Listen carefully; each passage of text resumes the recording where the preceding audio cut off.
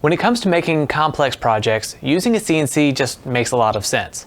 But what if what you're making is pretty basic? To answer that question, I'm building a pretty simple project 2 times, and we're going to check out the differences. The project that we're building 2 of is a nesting box for a chicken coop. I went through a phase there for a while where I was building lots of chicken coops for people, so I got pretty good at building these nesting boxes quickly using the table saw. The first thing that I need to do is use my track saw to cut the sheet in half, so that way it's a little bit easier to manage these pieces as I'm ripping them to width.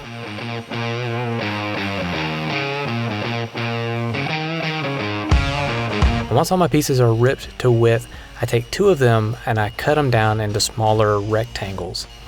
And then I start making these dividers. Now here I have to use the miter gauge to cut that angle, and the first time I set up to cut one of these dividers with my miter gauge, it took me a hot minute to get everything dialed in.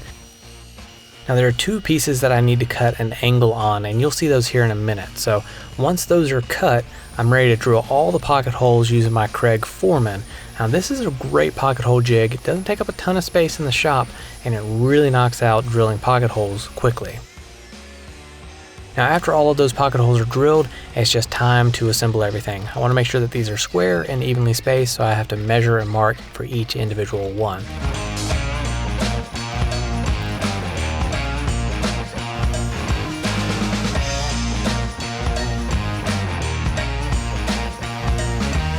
Once the carcass of this box is assembled, I'm just adding that lid with some simple T-hinges, checking it real quick to make sure that nothing is binding and that the lid moves freely. And then to secure the lid closed, because we don't want anything getting in there and grabbing the eggs out of the nesting box, I just use a simple eye and hook latch. Now we're going to look at the CNC method. Now this CNC has a vacuum table, so that means that it sucks the sheet of material to the bed. I don't have to screw it down or tape it down or anything like that.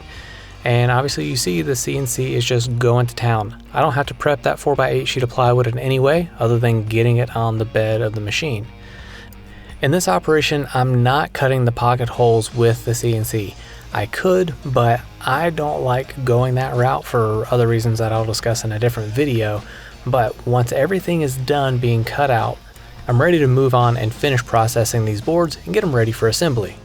So at the table saw, I've got to cut an angle on 2 of these boards like I did with the previous box that I built, so that way the lid and the box mesh together correctly. So as you can tell, obviously again, I'm using pocket hole joinery. This time I used a different Craig jig. I used the Craig 720. It's still a pretty quick jig, but it's not near as fast as the Foreman.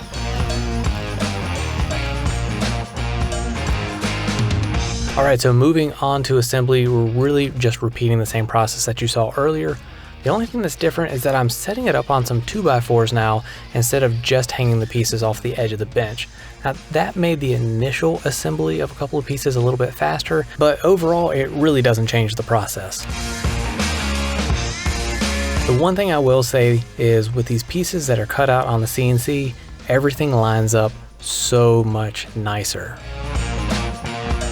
Just like before, I'm attaching the lid of this nesting box with a couple of T-hinges, and once those are installed, I test the lid real quick just for ease of movement, make sure nothing's binding, and then I locate and install on this one 2 of those hook eye latches because this box is a little bit wider, and I felt like 2 latches was probably the way to go.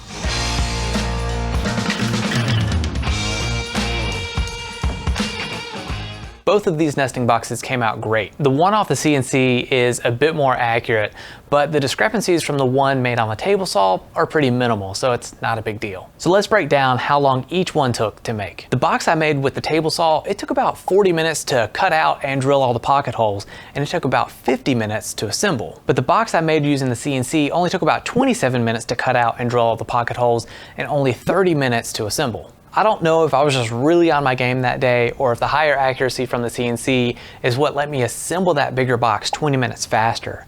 But for the sake of argument, let's just say that both boxes took about 30 minutes to assemble. That brings the total time for the CNC box to 57 minutes and the total time for the box I made using the table saw to 70 minutes.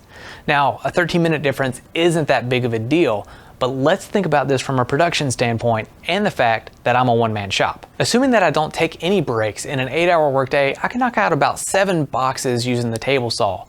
But with the CNC, that number goes up to 16. And that's because while one box is being assembled, the next one is being cut on the machine. When it comes to running a business or even a side hustle, a CNC can really help to bump up your productivity, even if you're just making simple stuff like a nesting box for a chicken coop.